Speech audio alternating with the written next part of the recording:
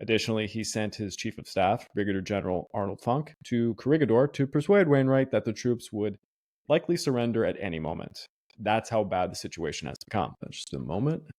Garov, I think, got kicked out of the call, and I am just letting him come back in. I can carry on with the script, though. Wainwright faced pressure from commanders in Bataan, including Funk, who stated that surrender was imminent, coupled with MacArthur's radio messages alerting him that he was utterly opposed to under any circumstances or conditions, to the ultimate capitulation of this command. That he should prepare and execute an attack upon the enemy once food supplies were exhausted. But to this, what could Wainwright actually do? He instructed Funk, "You will go and tell General King he will not surrender. Tell him he will attack. Those are my orders." The response he received was, "General, you know, of course, what the situation is like over there. You know that the outcome, what it will be, you know." To this, Wainwright said, I do, I understand." The following afternoon... It's just, I think he just wants to stay compliant to orders, even though I think if Wainwright had a choice without official supreme orders, he probably would have surrendered by now. Yeah, he would have, yeah. The following afternoon, Colonel Takeo Imai planted the Rising Sun flag atop Mount Yamai as Japanese infantrymen poured steadily down the eastern half of Bataan. So I'm just going to take the picture, my little map. I'm just going to go a little bit further down here because we're going south now. Fleeing before the advancing Japanese columns were American and Filipino troops pouring into the jungles near the tip of the peninsula. It seemed that terror alone propelled the exhausted men forward. At the end of the peninsula, in the town of Marivel, a few boats were evacuating the last refugees to Corregidor, while other vessels were being scuttled in the bay. Most of the mobs of disorganized soldiers watched with resentment as the privileged few were being evacuated at the docks. So here, actually, that's a better look at the map where Marivel is. So men are now departing. On April the 8th, the 57th Infantry Regiment and the 31st Division were completely overrun at the Alagan River. The 45th Infantry, ordered to reach Corregidor, failed to reach their embarkation point before being cut off and encircled. Eventually, only 300 men from the 31st Infantry managed to cross over to the island. In total, approximately 2,100 men had made their way to Corregidor, with about half of them being sailors and Marines. As for the Filipino Army, Major General King, Wainwright's field commander on Bataan, reported, "In 2 days, an army vanished into thin air." And yeah, from another quote from a soldier who was in Mirabel at the time, he had this to say: "They were going to join those draft dodgers on Corregidor, where life was soft with plenty of drinking water, canned food, and romantic nurses. They would sit safely in the Malinta Tunnel until the mile-long convoy arrived to relieve them. They would be the heroes, while those left to rot on Bataan would be disgraced for throwing in the towel." I mean, So, I can completely relate to why he would be saying that. Yeah.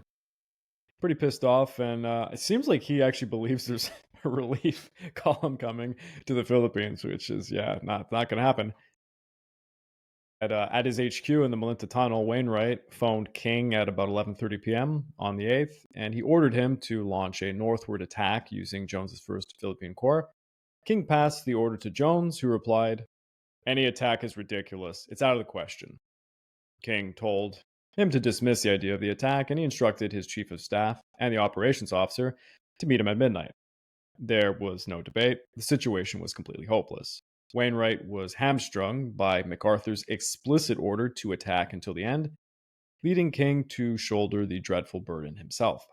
He understood that by doing so, he risked court-martial if he ever returned to the United States, but he believed the lives of over 78,000 soldiers were more important than his honor at this point. King informed the men, "I have decided to surrender Bataan. I have not communicated with General Wainwright because I do not want him to assume any part of the responsibility." I think it's very courageous what King did. And It is, because a lot, if you just go through military history, right, so many of these commanders are just so hell-bent on honor, glory, and he's still also trying to protect his superior officer as well from an impossible situation. Absolutely, because he Really understands commendable the situation. Yeah. Just before 2 a.m. the next morning, Jones called King. However, neither could really say a word.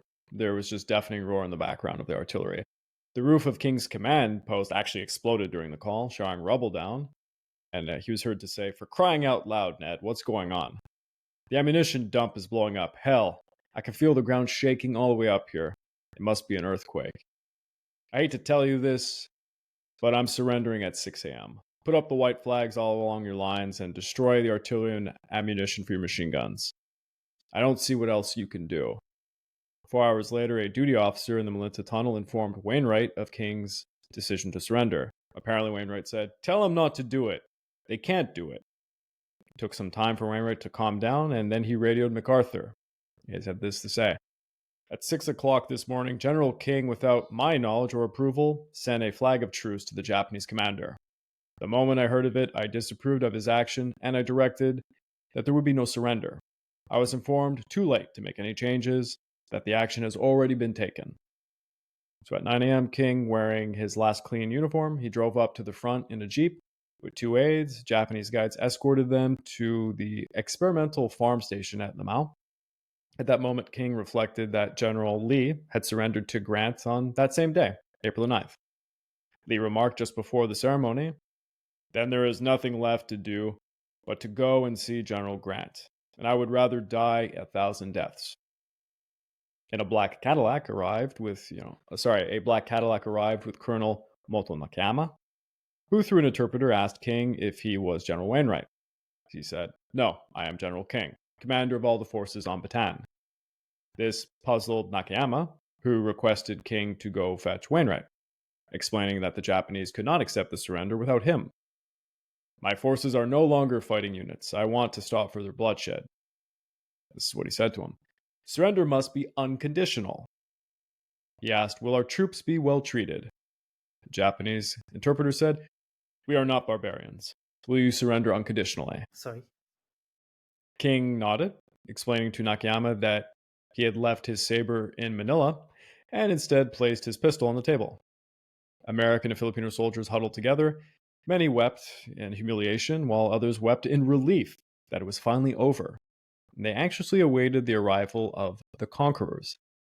Air Corps Captain Mark Woodfeld observed some of the first Japanese troops packing a large mountain gun, who approached with smiles and spoke amiably. To Woodfeld, they did not seem as bad as he expected. However, the Japanese soldiers began stripping the prisoners of blankets, watches, jewelry, equipment, food, and even their toothbrushes. A Japanese soldier discovered 25 rounds of .45 caliber pistol ammunition on Woodfeld, shouting at him and then beating him with the butt of his rifle. Someone beside Woodfeld muttered, "For Christ's sake, don't fall down." Another Japanese soldier saw a gold ring on Lieutenant Colonel Jack Sewell and attempted to yank it off. "It's my wedding ring," Sewell had protested, pulling his hand back. The Japanese soldier snapped the bayonet of his rifle and approached Sewell when Woodfeld interposed himself. And allegedly, Sewell and Woodfeld lacked the strength to remove the ring, so Woodfeld smeared blood from his own head wound onto the finger to dislodge the ring. As more Japanese began to rob the men of their belongings, one Japanese officer, noticed a soldier attempting to take a ring featuring the University of Notre Dame's insignia on it. The officer hit the Japanese soldier in the face and then returned the ring to the American, remarking in plain English, "When did you graduate?" The man said 1935. The Japanese soldier said, "I graduated from Southern California in 35. So, it's just one of those small stories of not every Uh, one of them was being asshole. it's yeah, I know. It's kind of like both ways from both sides of the war. Even American troops were also known to plunder the Of course, corpses, it's war. Yeah, and at the same time, not every person who worked for the Third Reich's forces, willingly committed the same atrocities that they're known for. So it's just that they're just people. They're the same, cut from the same cloth. Ultimately, in a way.